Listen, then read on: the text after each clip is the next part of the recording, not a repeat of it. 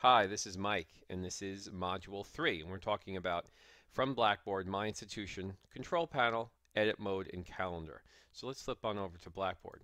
Now, it's important to remember that this is the Blackboard of my campus, and it may appear different than your campus.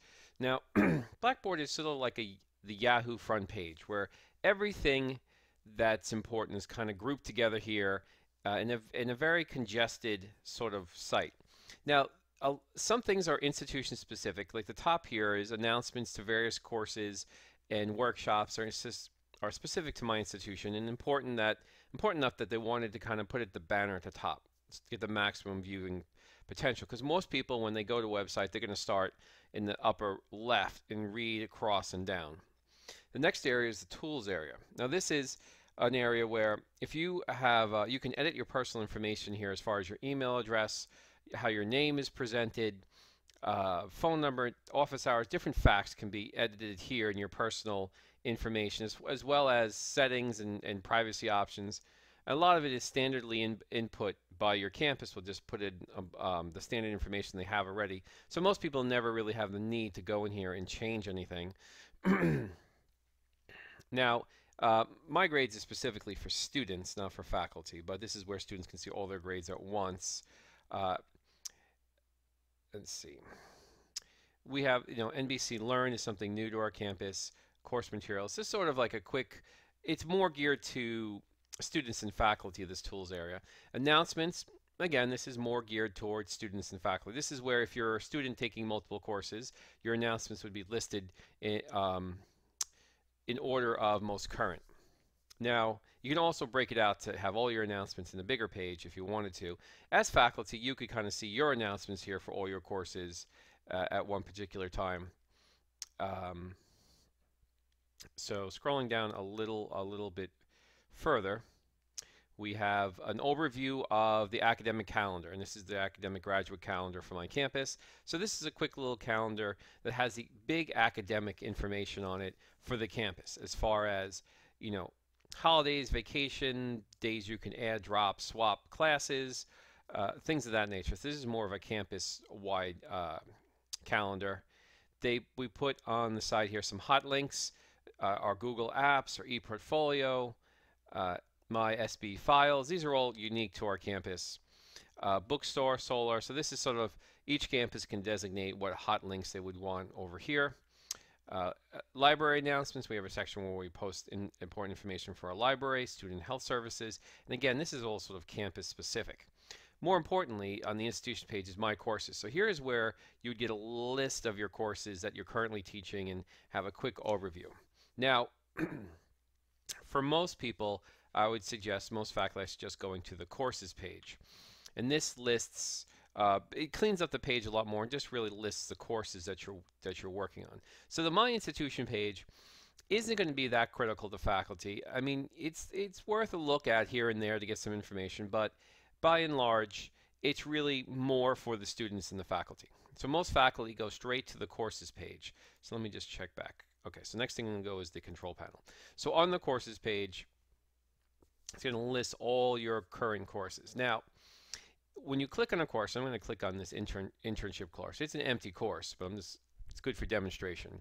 So I click on here, and what we have is, for my campus, we always put announcements first. Some campuses prefer to put a home page first, which would be sort of like a mini breakdown of everything that's happening in the course. But for our campus, we always default to the announcements page. Now for faculty, when you're working in Blackboard, you're going to work a great deal with this control panel. So our Blackboard may look a little different from your campus. For example, we have SB Connect, which is sort of like an Adobe Connect on campus.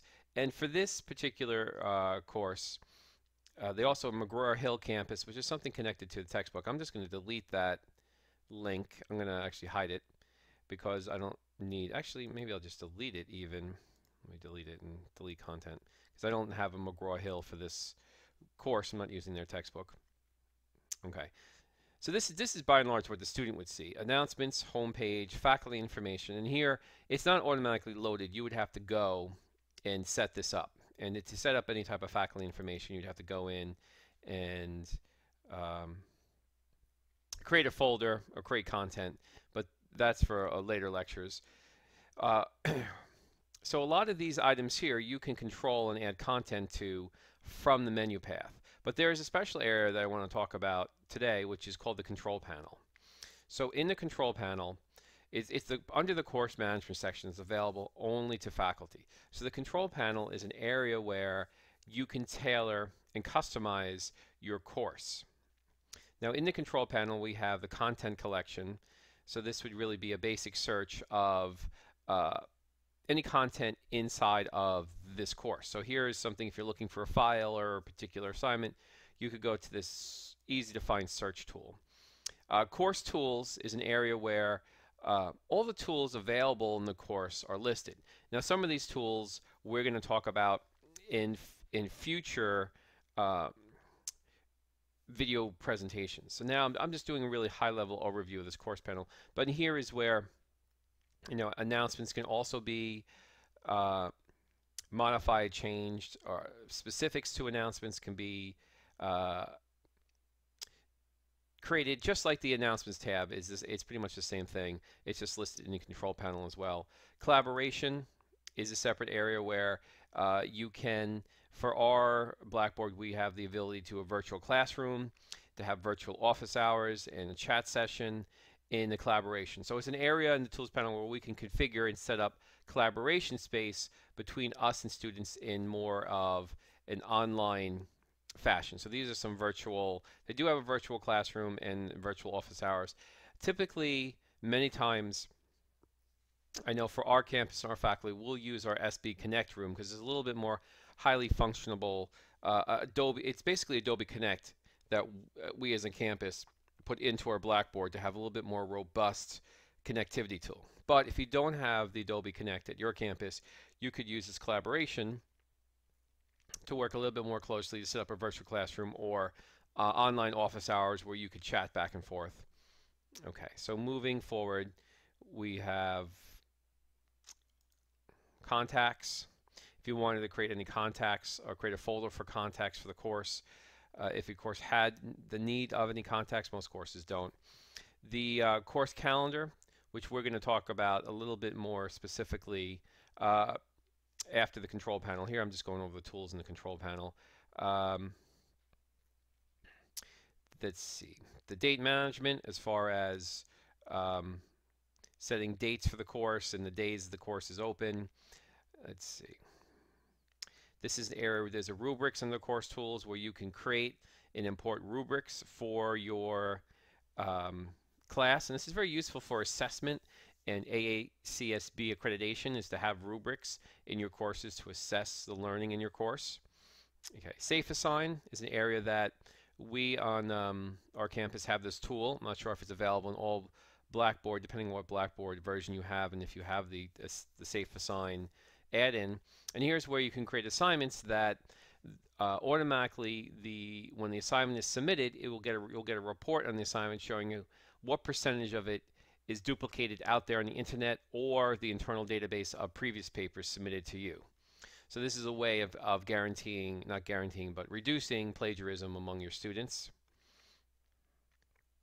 Peer and self-assessment is another module where you can configure and set up items for peer and self-assessment. This is basically when you create an assignment, you could create an assignment that would be a self-assessment assignment or a peer assignment. A self-assessment assignment would be creating an assignment where the students sort of would reflect on what they had done and summarize how they feel they performed on the assignment.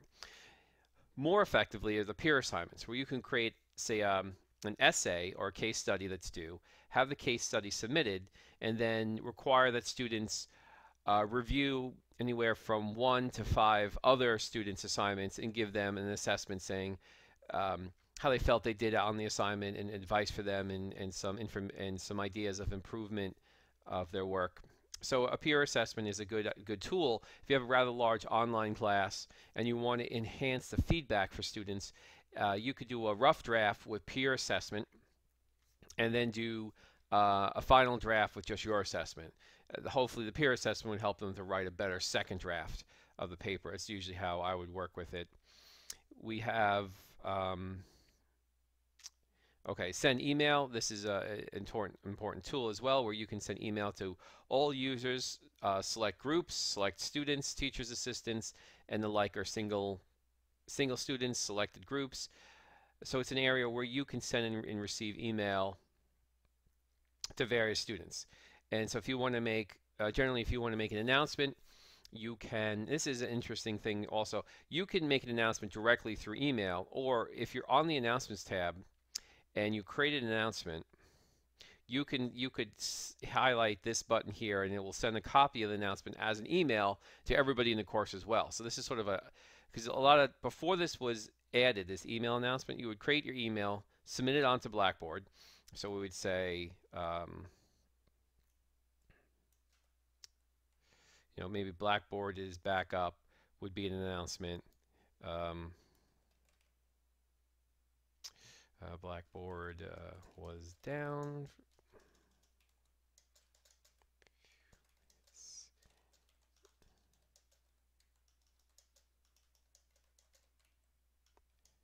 Up. Okay, so you create an announcement. And then you can check the send copy of the announcement, and it will automatically not only post the announcement, but also email all parties involved in the course. So that's previously you would create the announcement, then go into this tool and create an email and cut and paste the announcement as an email. So that's sort of a one-step quickie to fix things. You could look at your tasks, if you have any tasks created, and of course your test surveys and pools. So in this area, you can build or import tests. So if you have certain software, a lot of the test writers or computerized test writers will let you export the tests that you've created in their computerized test, from their computerized test banks to computerized tests. They'll let you export it, and then you could use this tool to import the test directly into Blackboard and set it up through assignments, so you can have easily create online tests right from your test generator. So I know most test generators do support this, and you just have to match up. Their outputs would be by, you have to know what version of Blackboard you have. So they'll give you output by version 7, version 8, version 9. So you pick the right version, create the output file, click here to do an input. You can input the test, and then you could go to assignments over here, and you could say test, and then you have a choice of adding an existing test. So if the test existed that was imported, you can click add, and you can easily set up a test that way. And you can also in here create surveys or test pools or test banks. So you can do a lot of test management in this area. And surveys are good if you want to just quickly survey the students, get an idea or a poll from the students. It's a great way of quickly creating a little survey that can be sent out. So it's a little survey tool that you could use. Description, instructions, and then, you know, create some survey questions. Kind of useful. Okay, so that's the course tools area. There's also an evaluation area, and you can get evaluation reports in here, performance dashboard, retention center, and the course reports are very useful for seeing student activity. So in the course reports, you can go in here and see student overview for a single course, overview summary for user activity, course performance. So they slice and dice the reports in many different ways, and they come out in usually PDF formats. And it can show you a great area is for discussion board participation. So it could show you how many times they entered the discussion board area, how many minutes they spent in the discussion board area. So you could quickly summarize where the students have been and how much time they spent in various elements of the course. So these evaluation reports are really useful for online classes in determining the activity and participation of students, and having, you know, a report they could show activity in this is the one I use, user activity in forums for the discussion boards, to see, or user activity in group assignments, to see the students' overall participation in class. So if you needed to justify taking points away for participation, these reports could be a great way of summarizing things very quickly and fairly, rather than trying to, you know, evaluate just by looking around on the course itself for students' participation. Okay, we have the grade center here. So in the grade center, we have, and this is, of course, I mean, today we're just going over, I'm just talking about the control panel, the edit mode, and the calendar today. However, the control panel is something that we will, uh, in the control panel area of the grade center, we'll talk about more specifically in another module. But here it's an easy place to see your grade book and to make changes or add. You can create a column here, and you can say, let's see, paper grade, and I'll just say paper. So you can create an assignment.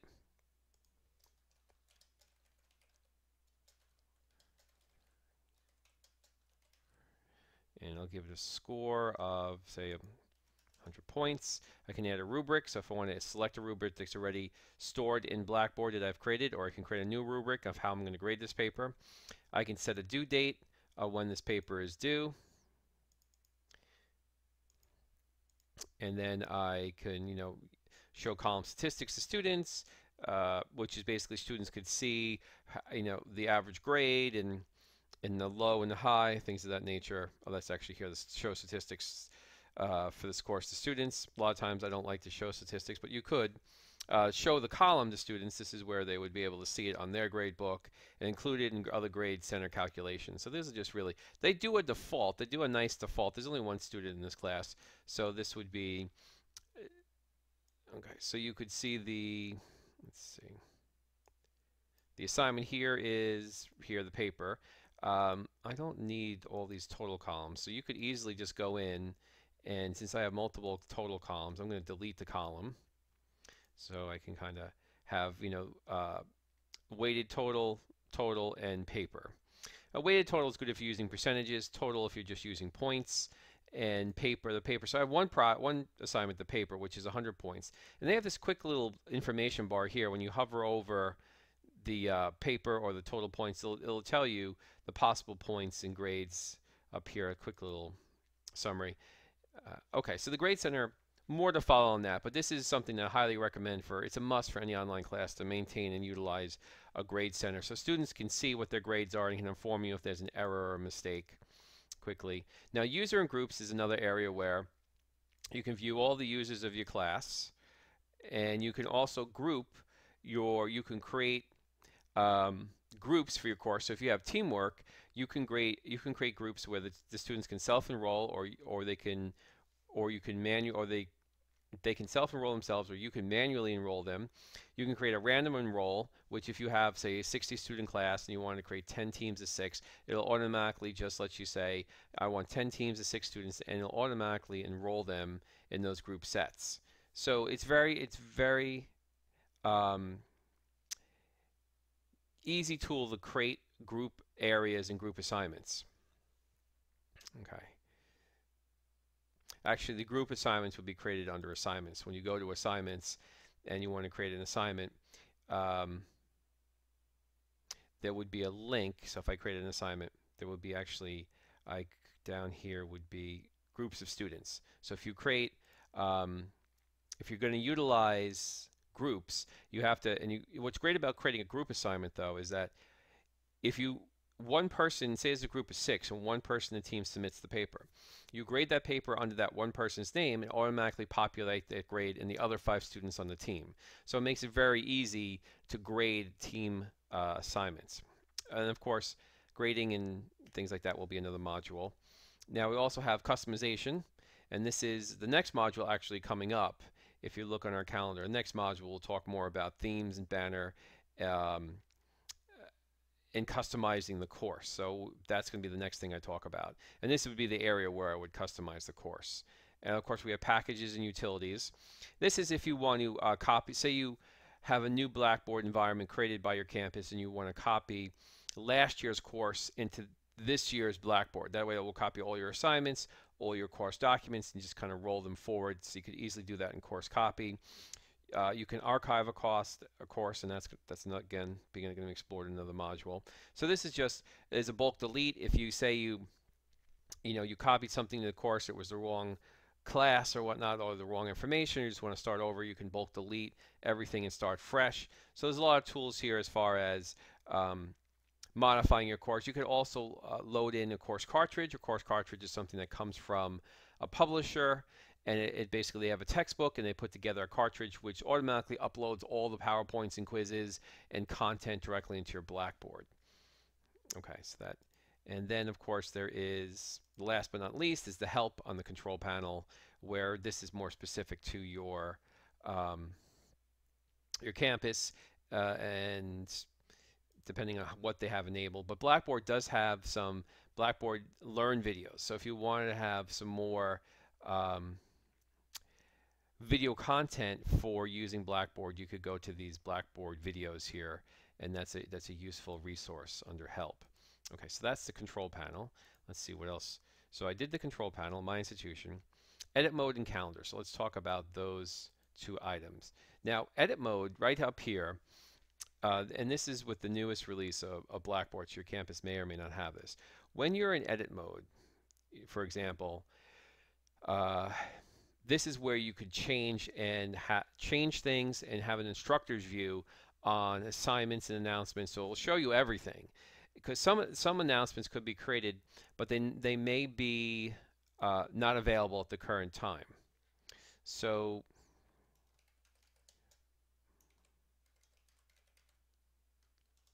I could put a sample announcement here, but I could say simply hi, but I could set it to display after.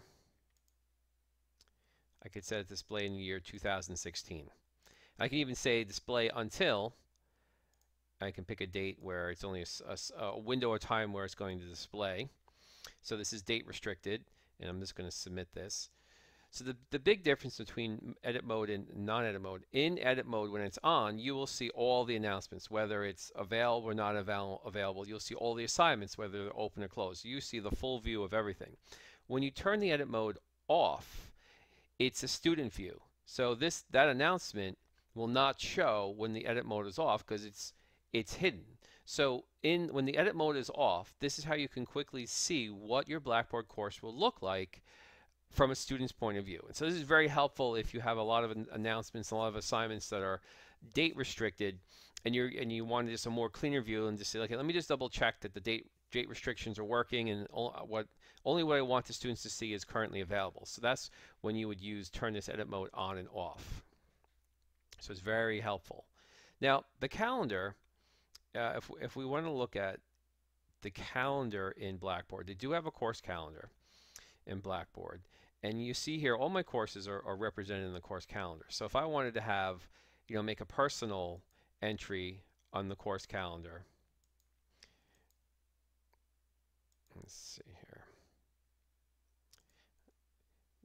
You can click on that, but I think, let me see if I made one for the course. I should be able to click on this corner here. Oh, you know what? I'm sorry. You click on the date, and you can create an event.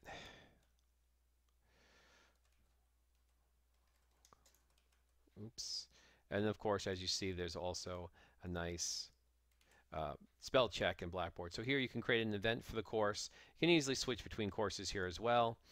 And I can create a day it starts and ends and make it all day. Just a test here. Oh, I shouldn't say test. Students will think that there's a test. Say sample and save. So in the course date, the event will pop in, and now when students look at their calendar, they'll see the event on their calendar. So it's sort of a useful tool that way, that if you wanted to take the time to populate events on this calendar for the students. So if you had a guest speaker or a test, or there's a day you're not going to be in course, it's sort of, I find it duplicative because we have the announcements. So I generally put everything on announcements. But however, if you wanted to maintain this course calendar, the functionality is here for students and for yourself. If you wanted to make events that are happening in your course through the calendar, you could do that. And then when students log in and they go to their open page, they'll see a calendar of their courses, and they can kind of see your notes of what's important and what to look out for in the calendar on their side as well. I find very few instructors really utilize the calendar in Blackboard, but it's there, and you may, for say a 3-week online course, you may want to utilize the calendar to help organize students, give them a daily view of what's assigned and what's due. you know, it'd be interesting to see if when you create a an assignment, I wonder, and this I'm not sure of, but you say you create an assignment.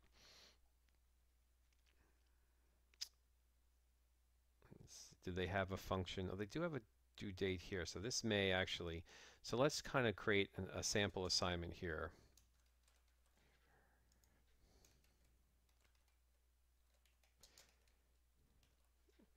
All right, and we'll say 100 points, and we'll create a due date.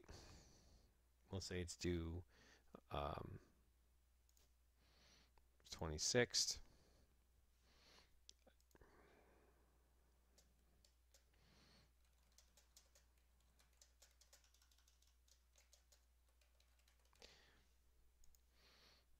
And I'm going to say submit.